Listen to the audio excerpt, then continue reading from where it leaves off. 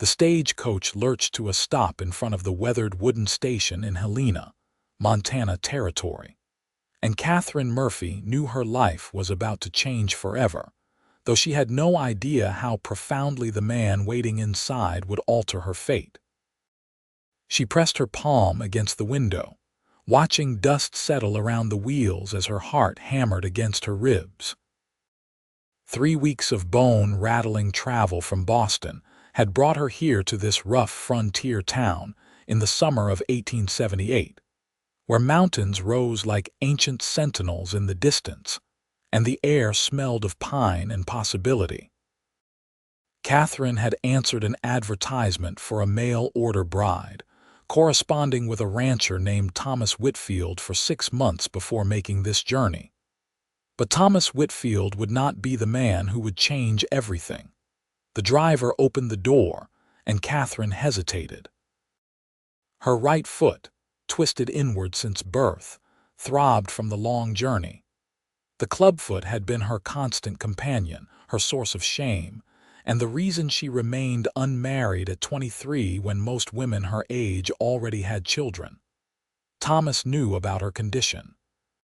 She had been honest in her letters, perhaps too honest, but she refused to deceive the man who might become her husband. He had written back that it did not matter, that he needed a wife, and she seemed kind and educated.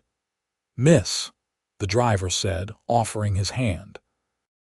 Catherine gathered her dark green traveling dress and accepted his help, stepping down carefully.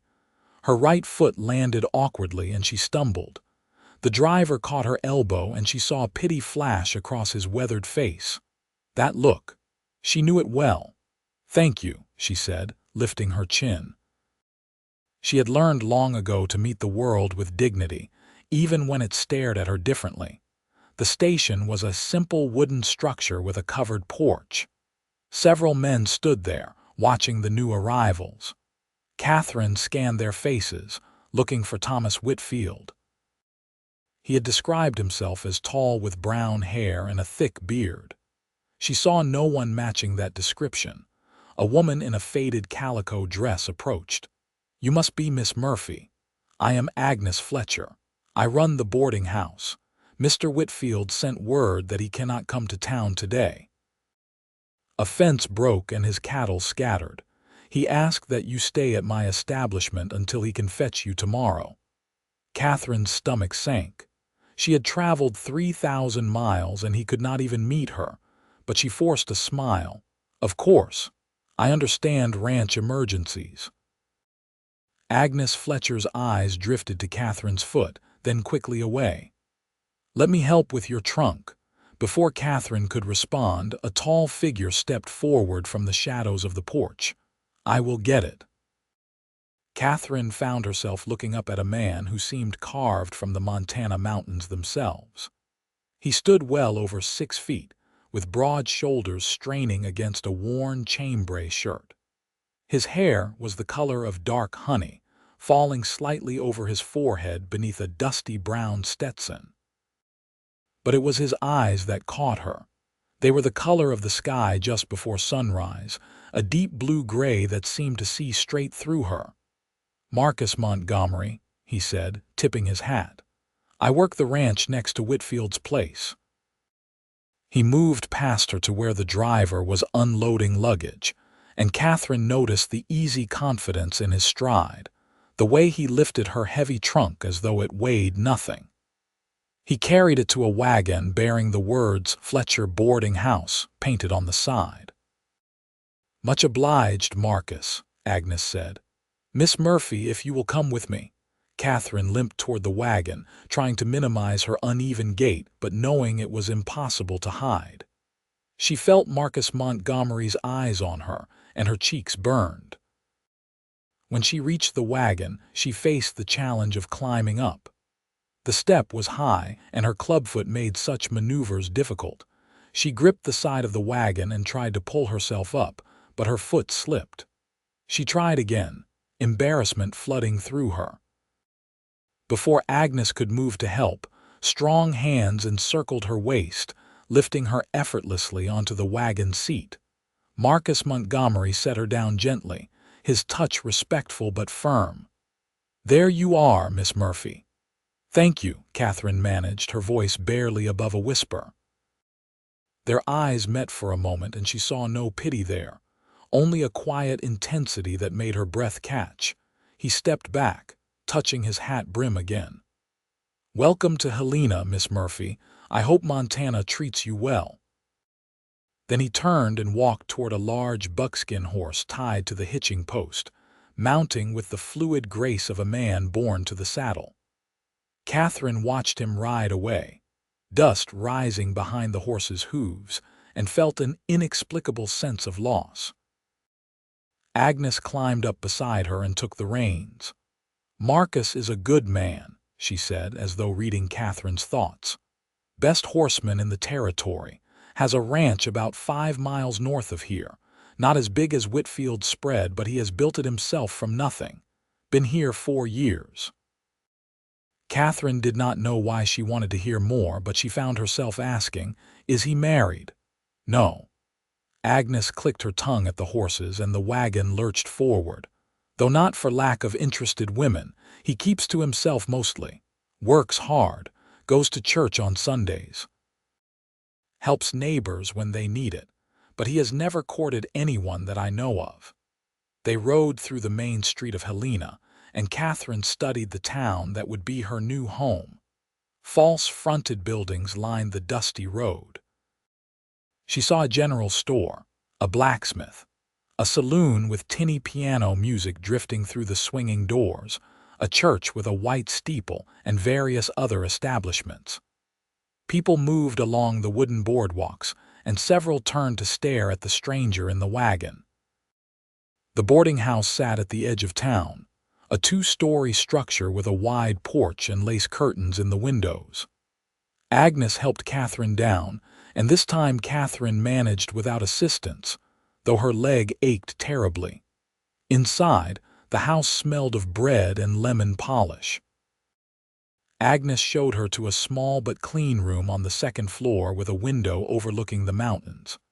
"Supper is at 6, Agnes said. "I will bring hot water for washing." When she left, Catherine sank onto the bed and removed her boot, massaging her misshapen foot. The bone had never formed correctly, twisting inward so that she walked on the outer edge of her foot. Doctors in Boston had tried various braces and treatments, but nothing helped.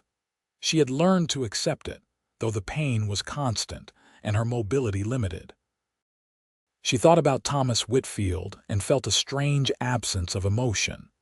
She should be excited, nervous, hopeful about meeting her future husband. Instead, she found her mind returning to Marcus Montgomery's blue-gray eyes and the way he had lifted her without hesitation, without revulsion. She shook her head. Such thoughts were foolish. She had come here to marry Thomas Whitfield, and that was what she would do. That evening, Catherine came downstairs for supper. Agnes served beef stew and fresh bread to 5 boarders, 4 men and Catherine. The men were polite but curious, asking about her journey and her plans. She explained about being a mail-order bride for Thomas Whitfield, and they nodded knowingly. "Whitfield is a hard worker," one man said, "but he is not much for people, keeps to his ranch mostly." Catherine absorbed this information with some unease. Her correspondence with Thomas had been cordial but never warm.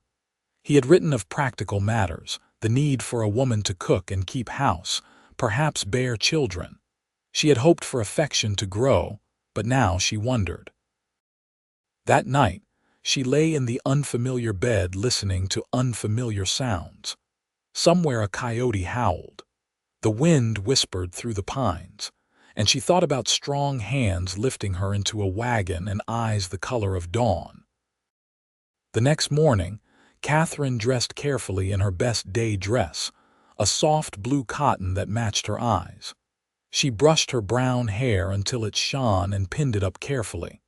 She wanted to make a good impression on Thomas Whitfield.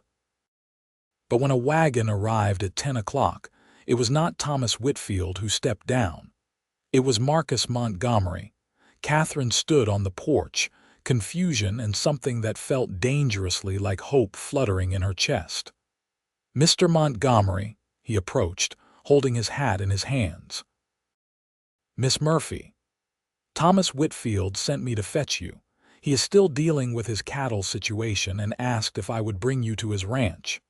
"Oh," Catherine tried to hide her disappointment. What kind of man sent someone else to collect his bride? Marcus seemed to read her thoughts. His jaw tightened. "I apologize on his behalf, Miss Murphy. It is not right.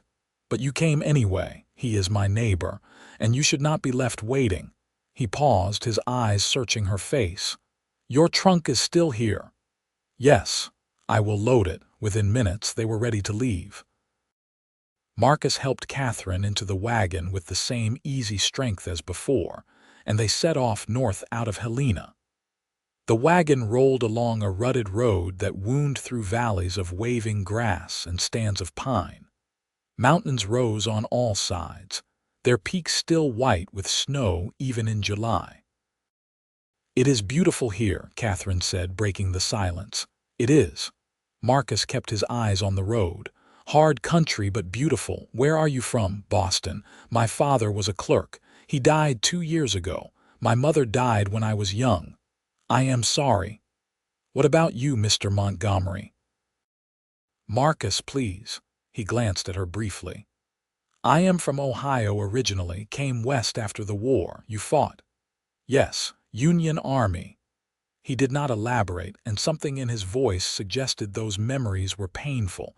They rode in companionable silence for a while.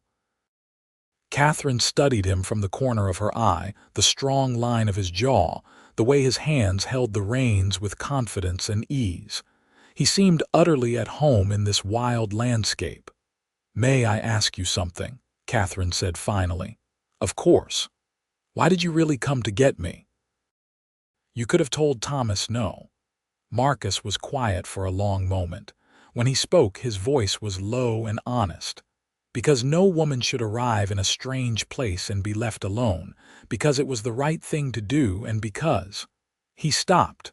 "Because—" He looked at her then, really looked at her, and Catherine felt her breath catch. "Because when I saw you yesterday, struggling with that wagon step, holding your head high despite the pain you were clearly in, I thought you were the bravest person I had ever seen." Catherine's throat tightened. No one had ever called her brave. Pitiable, unfortunate, handicapped, but never brave. "I am not brave," she whispered. "I am just doing what I must. That is the definition of brave."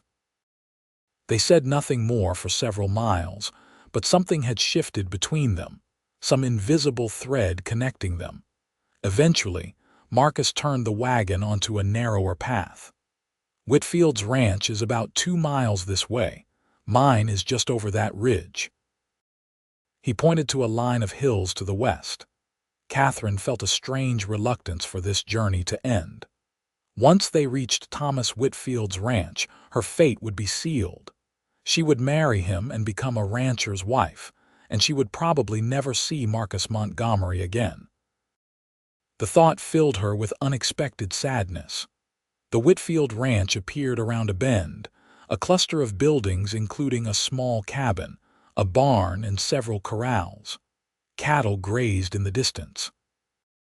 Everything looked neat and well-maintained, but there was a stark quality to it, an absence of warmth. A man emerged from the cabin as they approached. He was tall and thin, with a scraggly brown beard and eyes that seemed too close together. He wore dirty work clothes and did not smile as Marcus brought the wagon to a stop. "You are Catherine Murphy," he said without preamble. "Yes," Catherine tried to smile. "Mr. Whitfield. That is right." He looked her up and down, his gaze cold and assessing. "Montgomery, help her down." Marcus set the brake and came around to Catherine's side. She saw something in his face, a tightness around his mouth, and when he lifted her down, his hands lingered on her waist for just a moment longer than necessary. Catherine stood before Thomas Whitfield, acutely aware of how her foot turned inward, how she stood unevenly. He stared at it for a long moment. "You did not lie in your letters," he said. "I will give you that. It is worse than I imagined, but I suppose it does not matter for cooking and cleaning." Catherine felt as though she had been slapped. Marcus moved closer to her, his presence protective. "Show some respect, Whitfield," Marcus said, his voice low and dangerous. "Mind your business, Montgomery. She is my bride." Thomas turned to Catherine. "I have prepared a room for you in the cabin. We will be married tomorrow in town. The preacher is available at 2 o'clock tomorrow." So soon, Catherine's head spun. "I thought we might spend some time getting to know each other first." Thomas shrugged. "What is there to know? You need a husband, I need a wife. Let us not pretend this is a love match." The casual cruelty of his words struck Catherine like a physical blow. She had not expected romance, but she had hoped for basic kindness. Marcus stepped forward, his body tense. "Catherine, you do not have to do this." The use of her first name, so intimate and warm, made her eyes sting with tears. But what choice did she have? She had no money, no family, nowhere else to go. She had traveled 3,000 miles for this. "I will be fine," she said, though her voice shook. "Thank you for bringing me, Marcus." Their eyes met, and she saw anger and helplessness warring in his face. Then Thomas grabbed her trunk from the wagon bed, and Marcus reluctantly climbed back onto the wagon seat. As he drove away, Catherine watched until the wagon disappeared around the bend. Only then did she turn to face Thomas Whitfield and her future. The cabin was sparse inside, with rough wooden furniture and little decoration. Thomas showed her to a small back room with a narrow bed. "You will sleep here until we are married. After that, you will share my room. I expect 3 meals a day, the house kept clean and no complaining. I do not tolerate weakness." Catherine nodded, fighting to keep her composure. "There is a chicken coop behind the barn. Gather eggs for breakfast. We eat at 6. He left without another word. Catherine sat on the bed and let the tears come. What had she done? She had traded one lonely existence for another, except this one came with a man who looked at her with barely concealed contempt. She thought about Marcus Montgomery and the kindness in his eyes, the way he had called her brave, and she cried harder because she knew she would never see him again. That night, Catherine made supper from the meager supplies in the pantry.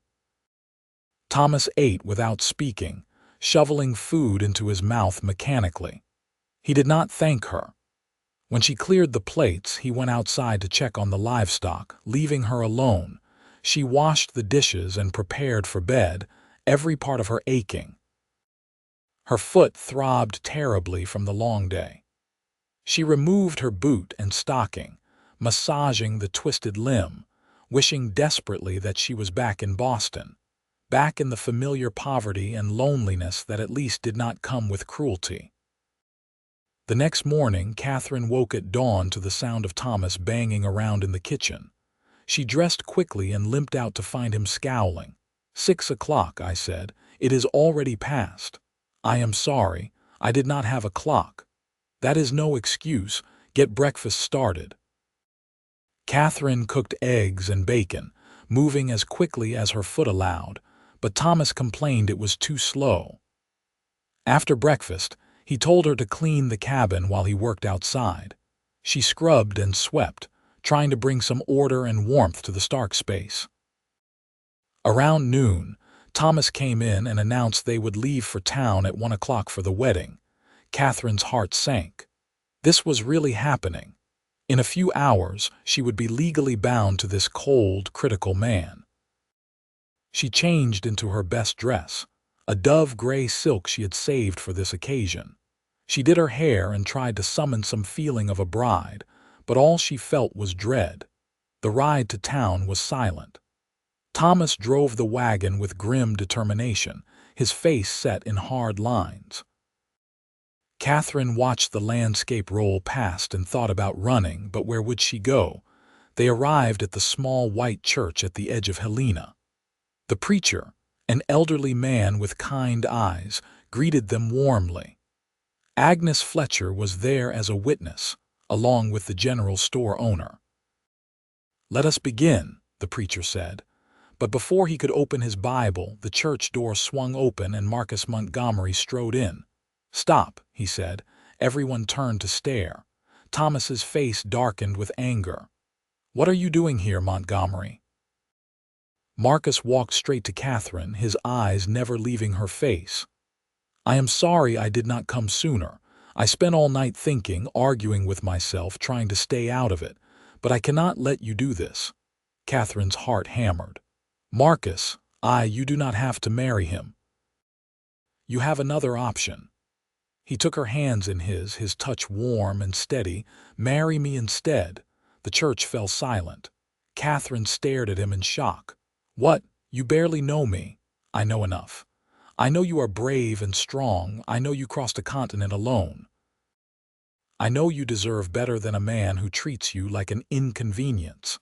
His voice dropped lower, intense and sincere. "I know that from the moment I saw you, something changed in me. I have been alone a long time, Catherine. I built my ranch with my own hands.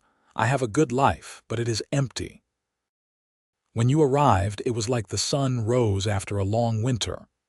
"You are insane," Thomas sputtered. "She is my bride. We have a contract." "There is no contract," Agnes Fletcher said firmly. "Just letters. Catherine is a free woman. She can marry whoever she chooses." Marcus squeezed Catherine's hands. "I am not a rich man, but I have a decent ranch and a solid house. I would never treat you with anything but respect. I would build you a life where you are valued and cared for. And I promise you this, you will never walk alone again. Whatever you face, wherever you go, I will be beside you." Catherine's eyes filled with tears. "Why? Why would you do this?" "Because you deserve to be loved, Catherine Murphy. And I think, given time, I could love you very much." She looked into his eyes and saw truth there, saw a future that might hold kindness and partnership and maybe even love. Then she looked at Thomas Whitfield's angry red face and saw only bitterness and resentment. The choice was not difficult. "Yes," she whispered. "Yes, I will marry you, Marcus Montgomery." Thomas exploded with rage. "You cannot do this. She came here for me." "Then perhaps you should have come to meet her yourself," Marcus said calmly. "Perhaps you should have treated her with kindness instead of contempt." "Get out of my church if you cannot behave," the preacher said firmly. "Mr. Whitfield, you have been outvoted by love and decency." Thomas stormed out, slamming the door so hard the windows rattled. Catherine felt a weight lift from her shoulders. Marcus turned her to face the preacher, keeping hold of her hand. "If you are willing, sir," the preacher smiled broadly, "it would be my honor to marry two people who clearly belong together." The ceremony was brief and simple. Catherine spoke her vows in a trembling voice, Marcus in a steady one. When the preacher pronounced them husband and wife, Marcus bent and kissed her gently, sweetly, a kiss full of promise. Agnes Fletcher wiped her eyes. "Well, that is the most romantic thing I have seen in 20 years in Montana." Outside the church, Marcus lifted Catherine into his wagon.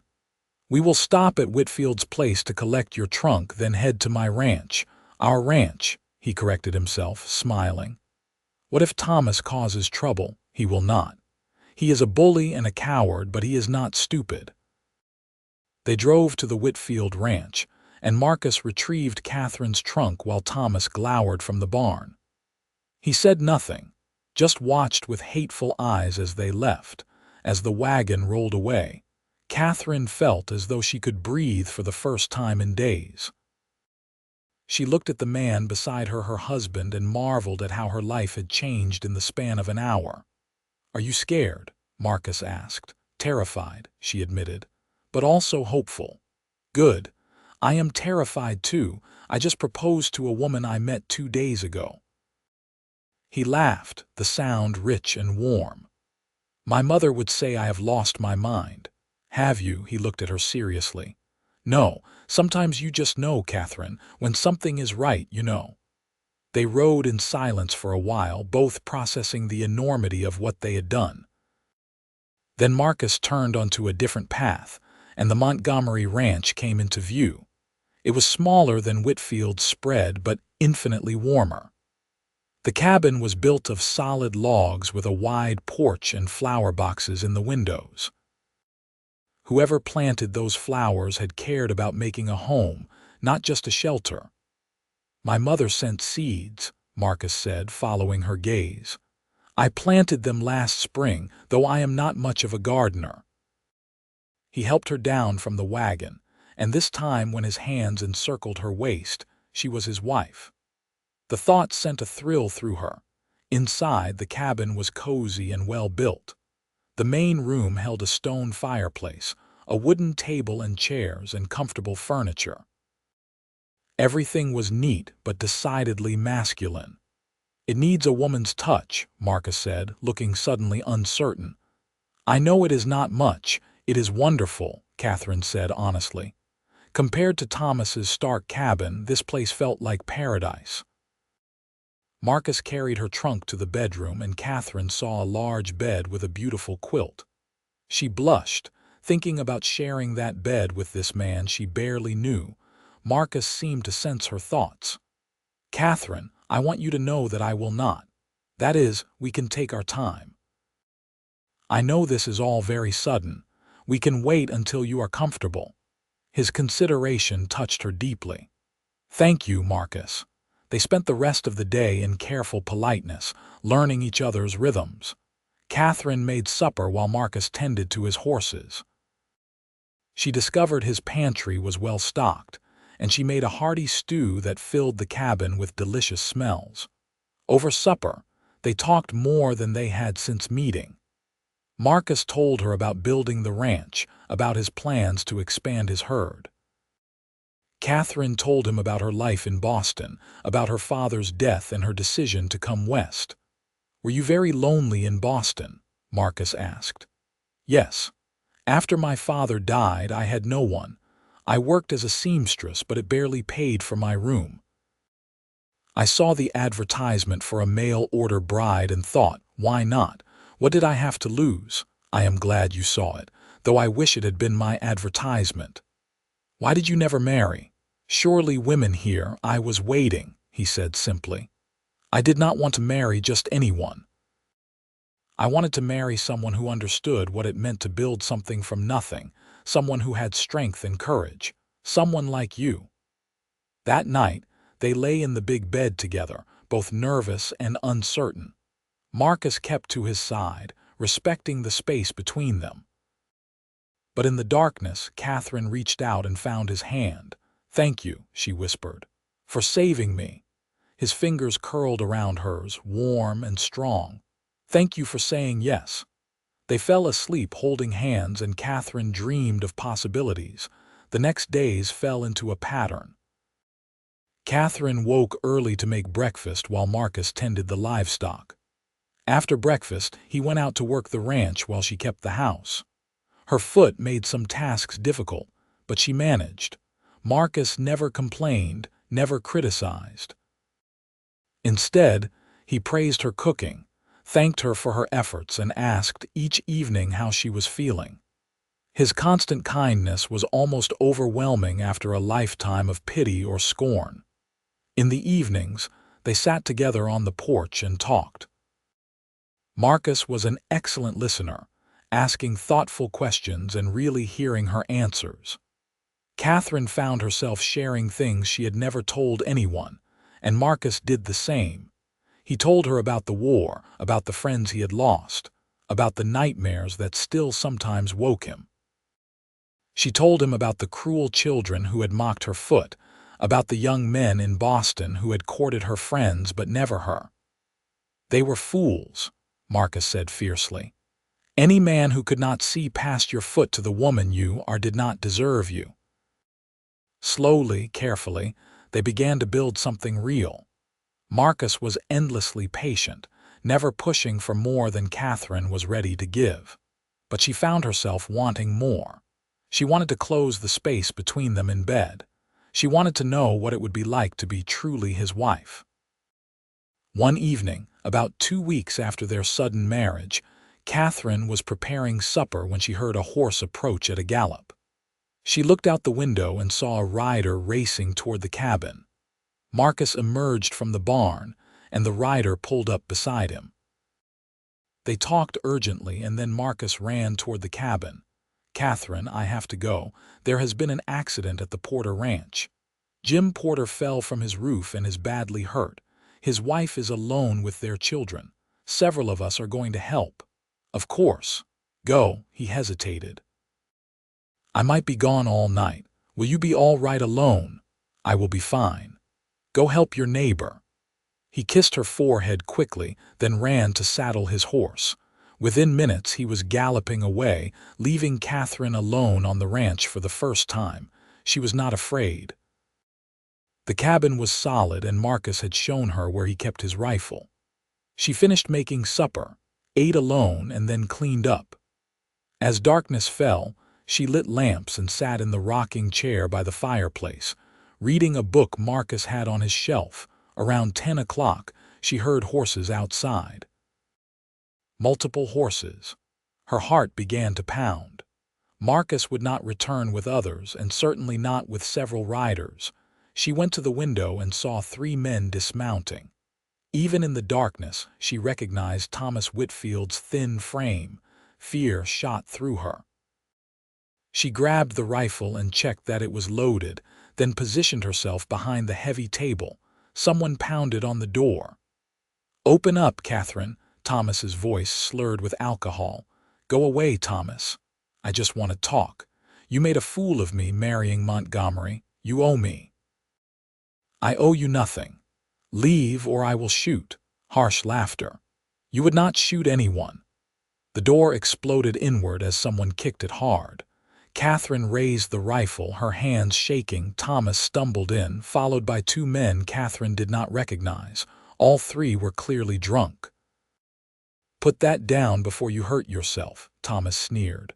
"Montgomery is not here to protect you. We watched him ride off hours ago. Get out of my house." "Your house?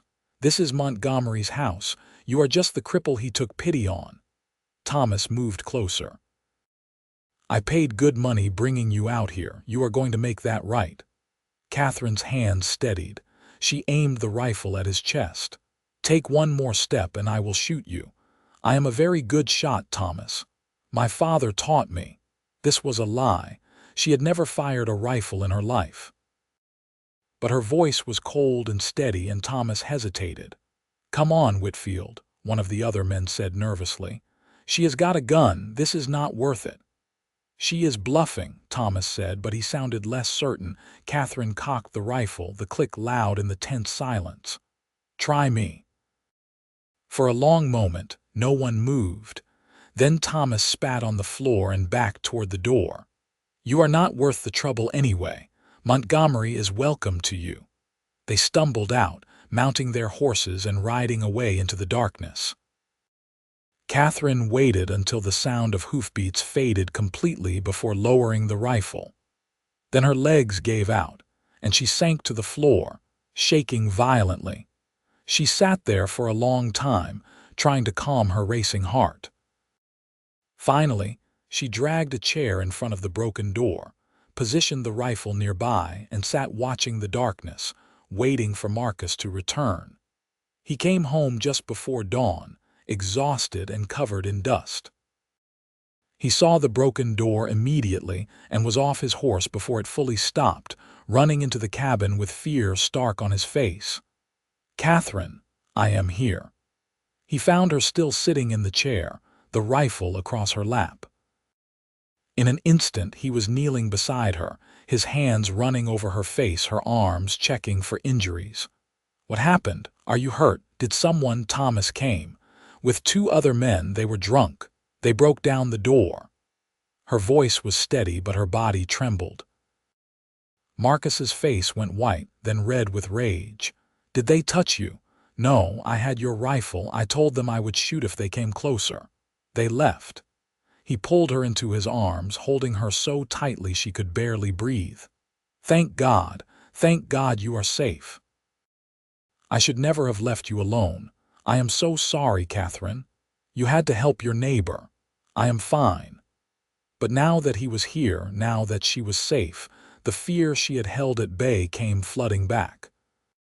She began to cry, great shaking sobs, and Marcus held her through it all, murmuring assurances and stroking her hair. When she finally calmed, he pulled back to look at her. You were incredibly brave, but I swear to you, Catherine, Whitfield will pay for this. I am going to. No, she said firmly. No violence. It is over. Let it be over. He broke into our home. He threatened you. And I stopped him. Marcus, please. I do not want you to get hurt or get in trouble with the law. He is not worth it. Marcus's jaw clenched, but he nodded. All right. But I am going to the sheriff today. This will be reported, and I am hiring someone to stay here when I have to be away. You do not need to do that. Yes, I do. I cannot. His voice broke. I cannot bear the thought of something happening to you. Catherine touched his face, feeling the rough stubble under her fingers. I am all right, Marcus. You came home, and I am all right. He turned his face into her palm and kissed it. I will fix the door, and tonight I am not leaving your side. He spent the morning repairing the door, making it stronger than before with heavy crossbeams. Then he rode to town to file a report with the sheriff, taking Catherine with him because he refused to leave her alone. The sheriff, a grizzled man named Bill Hardy, took the report seriously. I will have a talk with Whitfield. He is already on thin ice for that brawl last month. One more incident and he will spend time in jail. They stopped at Agnes Fletcher's boarding house, and Agnes exclaimed over the story, hugging Catherine tightly. That man is trash. I am glad you married Marcus instead. On the ride home, Catherine was quiet, processing everything. Marcus glanced at her frequently, concern etched on his face. What are you thinking? He asked finally. That I should have been more frightened than I was, that I should have panicked. But instead, all I could think was that this is my home and no one has the right to take it from me. Marcus smiled, pride and affection warming his eyes. You are extraordinary, Catherine Montgomery. That night after supper, they sat together on the porch watching the sun set behind the mountains. The sky blazed orange and pink, and the air smelled of pine and summer grass. Catherine, Marcus said quietly, I need to tell you something. She turned to look at him. When I saw that broken door this morning, when I thought something might have happened to you, I realized something. He took her hand, threading his fingers through hers. I am in love with you. Catherine's heart stopped, then raced. Marcus, I know it has only been 2 weeks. I know it is too soon to say such things. But it is true. Somewhere between lifting you into that wagon and watching you face down 3 drunk men with a rifle, I fell completely in love with you. Catherine felt tears spill down her cheeks. I was so afraid you would only ever see me as an obligation, a woman you married out of duty. Never. He cupped her face in his hands, his thumbs wiping away her tears. You are no obligation. You are the best thing that ever happened to me. I love you too, she whispered.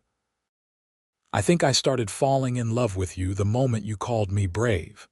He kissed her then, not the gentle kiss of their wedding, but a kiss full of passion and promise. Catherine melted into him, her hands gripping his shoulders, and felt the last walls between them crumble. That night, they became truly husband and wife in every sense. Marcus was gentle and patient, making sure Catherine felt safe and cherished. And when they lay tangled together afterward, Catherine thought she had never been so happy. I promised you that you would never walk alone again, Marcus murmured against her hair. But you have given me so much more than companionship, Catherine. You have given me a reason to build something bigger than a ranch. You have given me a future worth living. The summer passed in golden happiness. Catherine transformed the cabin into a true home, adding curtains and decorations, planting a vegetable garden that flourished under her care. Her foot still pained her, but Marcus built her a special stool that allowed her to sit while doing kitchen work, easing the strain. They fell into an easy partnership. Marcus taught her to ride a gentle mare named Daisy, adapting the stirrups to accommodate her foot. Catherine learned to help with some of the ranch work, feeding chickens and gathering eggs, tending the garden, even helping Marcus with bookkeeping.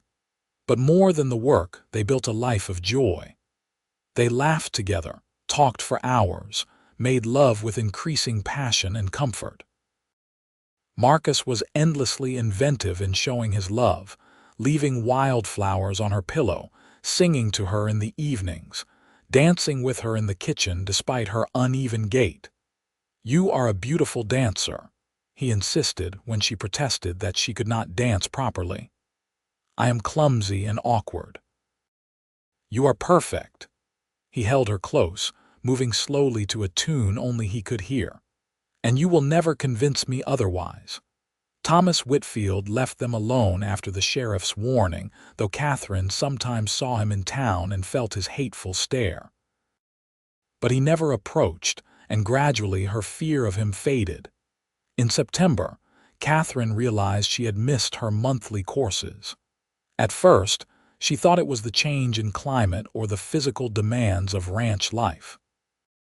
But when a second month passed and she began feeling nauseated in the mornings, she knew.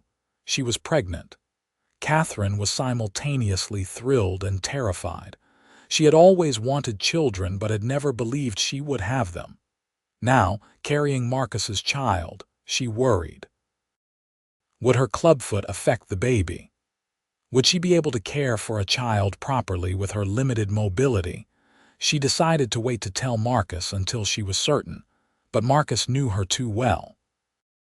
One morning when she rushed outside to be sick, he held her hair back and then looked at her with dawning wonder. "Catherine, are you?" She nodded, tears streaming down her face. "I am sorry. I know we have only been married a few months. I know it is too soon." "Too soon." He laughed incredulously and swept her into his arms, spinning her around despite her protests. "This is the best news I have ever received. We are going to have a baby." His joy was infectious. Catherine found herself laughing through her tears, and they held each other in the morning light, marveling at the new life growing between them. Marcus became even more protective, insisting Catherine rest more and take on fewer physical tasks. He hired a young man from town, Daniel Carter, to help with ranch work so Marcus could spend more time close to the cabin. As Catherine's belly grew, Marcus talked to the baby every night, his hands gentle on her swollen abdomen. He built a cradle from beautiful pine wood, sanding it until it was smooth as silk. He rode to Helena and returned with soft blankets and tiny clothes, his face glowing with excitement. "What if something goes wrong?" Catherine asked one night, voicing the fear that haunted her. "What if my foot means something is wrong with the baby?" Marcus took her hands firmly. "Then we will love that baby with everything we have, just as I love you. Catherine, there is nothing wrong with you. Your foot does not define you.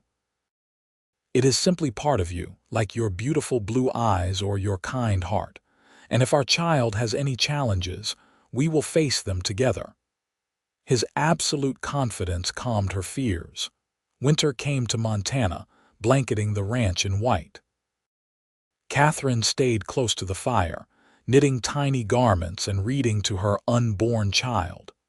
Marcus insisted on doing most of the outdoor work himself, refusing to let Catherine risk falling on the ice. On a frigid night in February 1879, Catherine's labor began. Marcus rode through a snowstorm to fetch the midwife, a capable woman named Ruth Simmons who had delivered half the babies in the territory.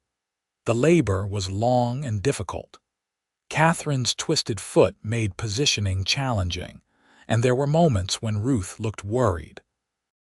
But Marcus never left her side, holding her hand, wiping her forehead, encouraging her through every contraction. "You are the strongest person I know," he said fiercely when Catherine sobbed that she could not do it anymore. "You faced down Thomas Whitfield with a rifle. You crossed the continent alone. You can do this, Catherine. You can do anything." And somehow she found the strength. With a final tremendous push, their son entered the world squalling and perfect. "A boy," Ruth announced, placing the baby on Catherine's chest. "A healthy, beautiful boy." Catherine looked down at her son through tears of joy and exhaustion. He had Marcus's strong features and a surprising amount of dark hair, and when the midwife examined him thoroughly, she pronounced him completely healthy. "His feet are perfect," Ruth said with a smile, knowing Catherine's fears. Marcus leaned over them both, his face wet with tears. "He is beautiful. You are amazing. I love you so much." They named him Matthew Marcus Montgomery, and he became the center of their universe. Marcus was a devoted father, walking the floor with Matthew at night so Catherine could rest, changing diapers without complaint, spending hours just staring at his son in wonder. Catherine discovered that her foot was barely an impediment in caring for Matthew. She learned to sit in the rocking chair to nurse him, to carry him in a sling that distributed his weight comfortably. And Marcus was always there to help, never making her feel inadequate. Spring came, and they took Matthew outside to see the ranch that would one day be his. Catherine carried him to the garden she was replanting, showing him the seedlings pushing through the earth. "Your father built all of this," she told the baby, "and someday you will help him make it even better." One afternoon in May, they had unexpected visitors. Agnes Fletcher arrived in her wagon, accompanied by a young woman who looked vaguely familiar. "Catherine, Marcus," Agnes called. "I have brought someone to meet you." The young woman stepped down from the wagon, and Catherine realized she had seen her before in Helena. Her name was Sarah, and she had arrived as a mail-order bride for a minor last fall. "I heard what you did," Sarah said shyly to Catherine. "How you chose Marcus instead of Thomas Whitfield. It gave me courage to leave my situation too. The man who sent for me was cruel and dangerous. So I left and found work at the boarding house. I just wanted to thank you. Your bravery inspired mine." Catherine was deeply moved. "I am so glad you are safe. Do you plan to return east?" "No, I like Montana. Agnes is teaching me to run the boarding house. And there is a nice man, a clerk at the general store, who has asked permission to court me." She blushed prettily. They invited Sarah and Agnes to stay for dinner, and the evening was filled with laughter and stories. As Catherine watched Marcus hold Matthew while talking with their guests, she felt a profound sense of gratitude. 2 years ago, she had been alone in Boston, struggling to survive, believing she would never know love or family. Now she had a husband who cherished her, a beautiful son, a home and friends.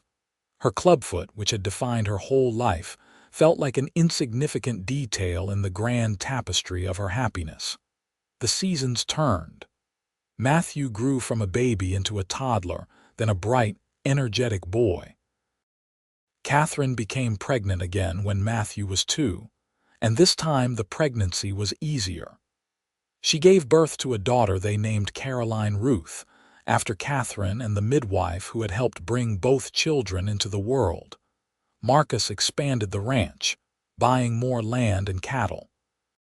With Daniel's help and occasional hired hands during busy seasons, the Montgomery Ranch became one of the most successful in the area. But Marcus never let work consume him. He always made time for his family, teaching Matthew to ride, reading stories to Caroline, stealing kisses from Catherine in the kitchen. On their 5th wedding anniversary, Marcus took Catherine to the spot where they had first driven together, when he had brought her to Thomas Whitfield's ranch. "Do you remember this place?" he asked, helping her down from the wagon. "Of course. This is where you told me I was brave. It is where I fell in love with you, though I did not recognize it yet." He turned her to face him, his hands warm on her shoulders. "5 years ago, I saw a woman step off a stagecoach, and my whole world changed. You were trying so hard to be strong, to hide your pain, to face an uncertain future with dignity. And I thought, that is the most remarkable person I have ever seen." "I was terrified," Catherine admitted. "Of Thomas, of Montana, of everything. But you did it anyway. That is what courage is." He pulled a small box from his pocket. "I never gave you a proper wedding ring. We got married so quickly and I had nothing prepared, but I have been saving and I wanted to give you this." He opened the box to reveal a delicate gold band with 3 small diamonds. "Marcus, it is beautiful, but you should not have spent—" "Yes, I should have. You are my wife, the mother of my children, the love of my life. You deserve all the beautiful things." He slipped it onto her finger beside the simple band she already wore. "Thank you for saying yes that day in the church. Thank you for choosing me. Thank you for seeing me," Catherine whispered, "for seeing past my foot to who I really am. Your foot is part of you, Catherine. I do not love you despite it. I love all of you, including the things you see as flaws." He pulled her close. "You taught me that strength comes in many forms, that walking with a limp does not mean you cannot run toward your dreams, that the bravest journeys are the ones we take when we are afraid."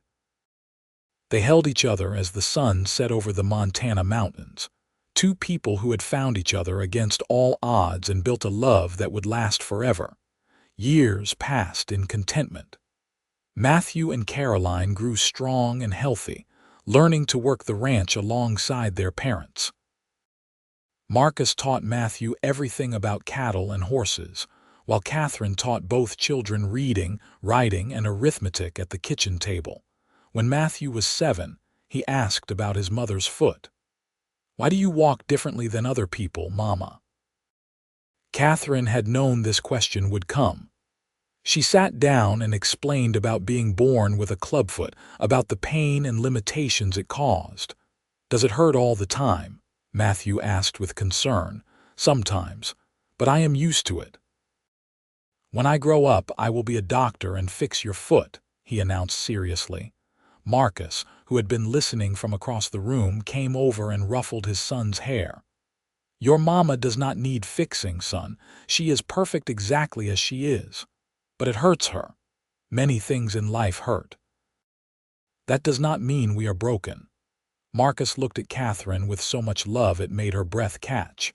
"Your mother is the strongest person I know. Her foot has taught her compassion and resilience. It has made her who she is." Matthew considered this, then hugged Catherine tightly. "I think you are strong too, Mama." Caroline, who was 5 and adored her mother, added, "You are beautiful, Mama, the most beautiful mother in Montana." Catherine's eyes filled with happy tears. Her children did not see her as handicapped or limited. They simply saw their mother, who loved them and cared for them, who was present in their lives in all the ways that mattered. When the children were in bed that night, Catherine and Marcus sat on their porch as they had countless times before. The ranch spread out before them, prosperous and peaceful. "You ever regret it?" Catherine asked. "Marrying me so impulsively, taking on a wife with a clubfoot and all the challenges that entails." Marcus turned to her with surprise. "Regret? Catherine, marrying you was the best decision I ever made. The only thing I regret is that I did not put my own advertisement for a mail-order bride, so you would have come to me directly instead of to Whitfield. If I had gone directly to you, you might not have fallen in love with me so dramatically," she teased. "Oh, I would have fallen in love with you no matter what. Maybe it would have taken 3 days instead of 2, but it was inevitable." He pulled her close. "You are my heart, Catherine. You and the children are my whole world." More years passed. They added a third child, another son named Michael, and Catherine thought their family was complete. The ranch continued to thrive. Matthew showed a natural talent for working with horses, while Caroline had her mother's gentle nature and love of learning. Michael was still young but showed signs of his father's quiet strength. Thomas Whitfield's ranch eventually failed, and he left Montana in disgrace. Catherine felt no satisfaction at his downfall, only relief that he was gone. The territory was changing. More settlers arrived, towns grew, and the wild, rough edges of Montana began to smooth. But the Montgomery Ranch remained a constant, a place of hard work and deep love. On their 10th anniversary, Marcus surprised Catherine with a trip to Helena for a proper celebration. They left the children with Agnes Fletcher, who had become a beloved honorary grandmother, and spent 2 nights at the hotel. Marcus took Catherine to a restaurant where they ate steak and danced to a small band. Catherine's foot still made dancing awkward, but Marcus moved with her slowly, gracefully, making her feel like the most elegant woman in the room. 10 years, he mused as they swayed together. Sometimes it feels like yesterday that you stepped off that stagecoach. Other times it feels like you have been in my life forever. I cannot imagine my life without you, Catherine said. Everything I am, everything I have become, is because you saw value in me when no one else did. That is not true. You always had value, Catherine. I just had the privilege of recognizing it. They went back to their hotel room and made love with the practiced ease of long familiarity, but also with the passion that had never dimmed between them. Afterward, lying in Marcus's arms, Catherine thought about the scared young woman who had arrived in Montana 10 years ago. That woman had been broken, defeated, expecting only a cold marriage of convenience. She could never have imagined this life of love and abundance. "Thank you," she whispered into the darkness. "For what?" Marcus's voice was sleepy and content. "For keeping your promise. You said I would never walk alone again, and I have not. You have been beside me every step of the way." His arms tightened around her. "Always, Catherine, always." The years rolled on. The children grew into young adults. Matthew became a skilled rancher, taking on more and more responsibility. Caroline fell in love with the son of a neighboring rancher, a kind young man named Peter Johnson, and they married when she was 20. When Caroline had her first child, a daughter named Catherine after her grandmother, Catherine Montgomery held the baby and marveled at the circle of life. She was a grandmother now, her own children starting families. "Your granddaughter has your eyes," Marcus said, looking at the baby. "And your grandfather's strength," Catherine told the infant. "He built all of this for you, little one. Everything you see he built with his own hands and his own determination." Marcus, now in his 50s with gray streaking his honey-colored hair, smiled. "I built it for you," he corrected. "All of this was for you and our family." Matthew married a few years later, bringing his bride to live on the ranch. Together, they had 2 sons who tore around the property with boundless energy. Michael, the youngest, showed an interest in medicine and went east to study, though he promised to return to Montana. Catherine's hair turned gray, and her clubfoot pained her more as she aged. There were days when walking was difficult, when she spent most of her time in her rocking chair. But Marcus was always there, bringing her tea, massaging her twisted foot, reading to her in the evenings. "We are getting old," she said one evening, watching the sunset from their porch. "We are getting lucky," Marcus corrected. "Not everyone gets to grow old with the love of their life." He was right. Catherine looked back on her life with profound gratitude. She had been given so much more than she had ever hoped for. A husband who loved her completely, children and grandchildren who filled her days with joy, a home she had helped build.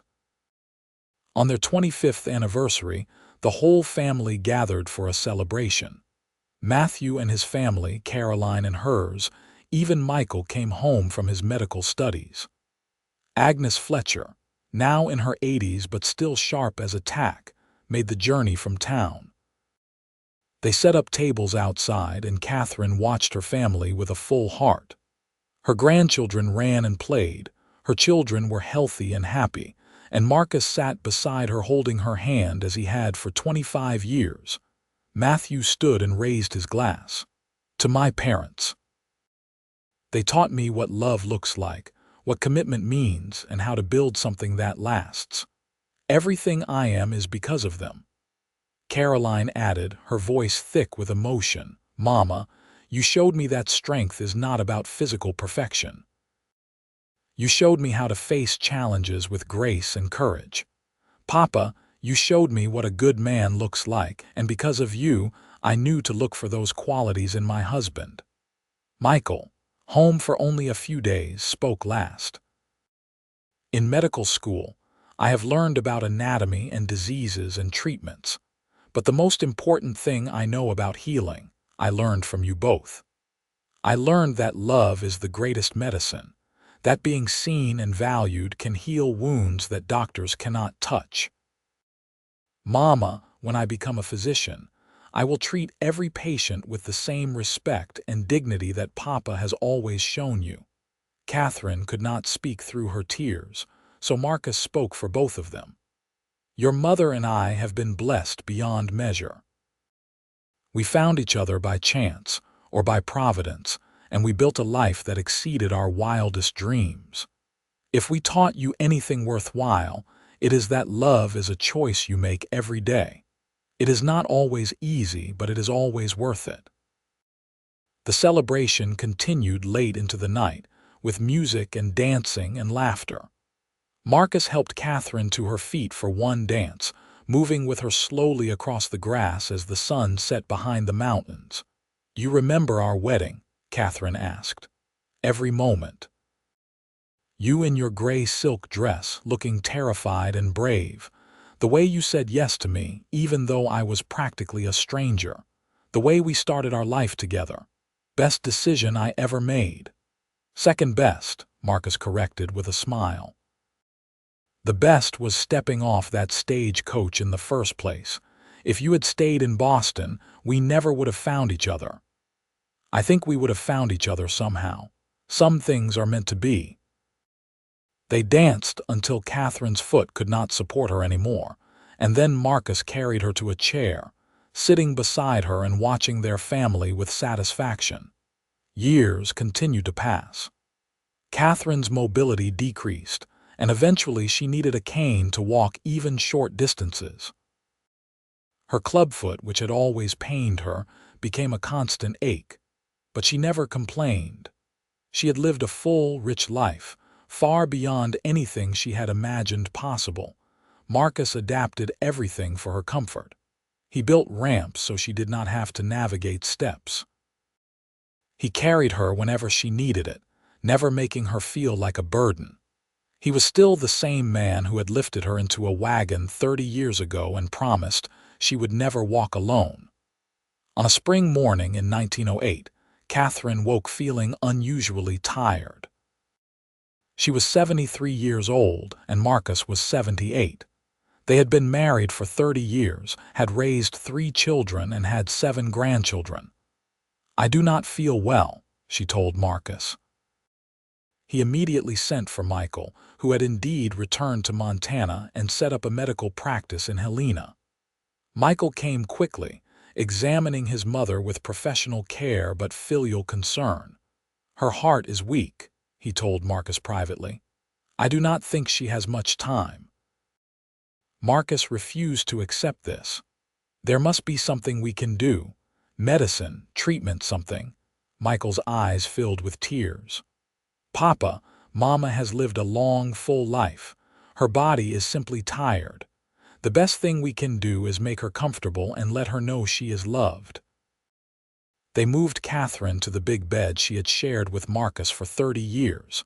The family gathered. Matthew came with his wife and sons. Caroline came with her husband and daughters.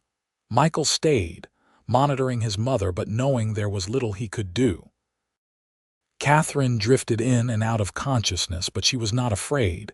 She had lived well and loved deeply. She had no regrets. Marcus never left her side. He held her hand, stroked her hair, and talked to her about their life together. "You remember the day we met?" he asked softly. "I saw you trying to climb into that wagon, and I thought you were the most determined person I had ever seen. I could not stop thinking about you. That night, I tried to convince myself to stay out of it, to let you marry Whitfield as planned. But I could not do it. I had to give you another choice." Catherine squeezed his hand weakly. "Best choice I ever made. You have given me 30 years of happiness, Catherine. You gave me a family, a purpose, a reason to build something beautiful. You took a lonely cowboy and made him the richest man in Montana. I love you," she whispered. "I love you too, so much." He leaned close, his voice breaking. "I do not know how to do this without you." "You will," she assured him. "You are the strongest person I know, and you will not be alone. You have our children and grandchildren. They will help you." As the sun set on that spring day, Catherine Montgomery took her last breath surrounded by her family. Marcus held her hand, tears streaming down his weathered face, and thanked her for the incredible gift of her love. The funeral was attended by seemingly everyone in the territory. Catherine had touched many lives with her kindness and courage.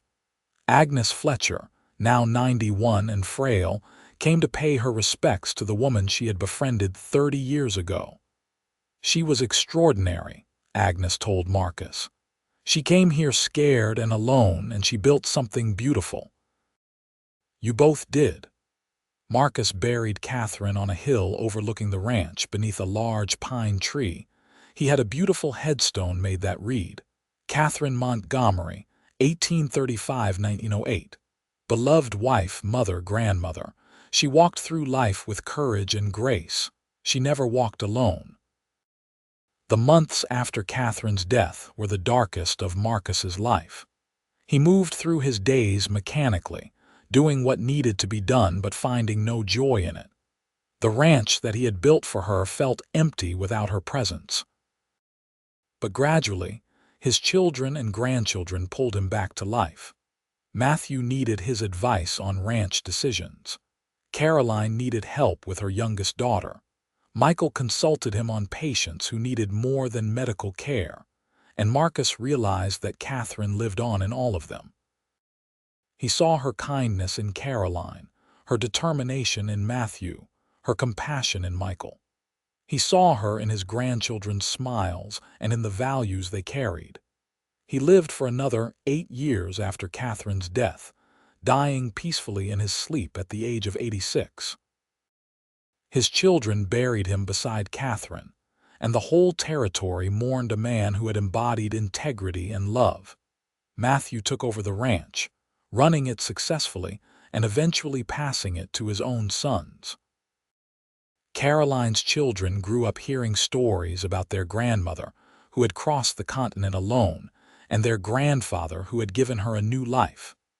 The Montgomery Ranch remained in the family for generations, a testament to what two people could build when they loved each other completely.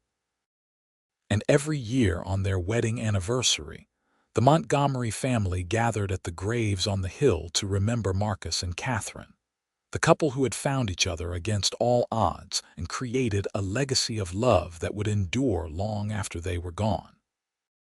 The story of the mail-order bride with a clubfoot and the cowboy who promised she would never walk alone became part of Montana folklore, told and retold as an example of true love and courage. Young couples would visit the Montgomery graves, touching the headstones and hoping some of that enduring love would bless their own marriages.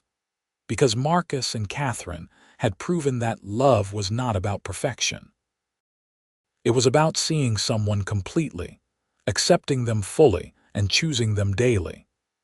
It was about keeping promises even when it was hard, about standing beside each other through every challenge. Catherine Murphy had arrived in Montana expecting a loveless marriage of convenience. Instead, she found a man who saw her strength, valued her courage, and loved her completely. Marcus Montgomery had been a lonely cowboy building a ranch in the wilderness. Then he met a woman who made him understand what he was really building: a home, a family, a legacy. Together, they created something extraordinary. Not just a successful ranch or beautiful children, but a love story that would inspire generations. They proved that the bravest act is to open your heart to love, even when you are scared. That the greatest strength is vulnerability. That the most beautiful journey is the one you take with the person you love. And that when you find someone who sees you truly and loves you completely, you will never have to walk alone again. Not through challenges, not through pain, not through life. You will always have a hand to hold, a shoulder to lean on, a heart that beats in rhythm with yours. Marcus and Catherine Montgomery walked through life together for 30 years, and then Marcus walked the rest of his journey sustained by her memory and their legacy. In the end, his promise held true. Catherine never walked alone, not even in death, because their love transcended mortality. Their story ended not with sadness but with celebration, a life well lived and a love that changed the landscape of Montana itself, one heart at a time.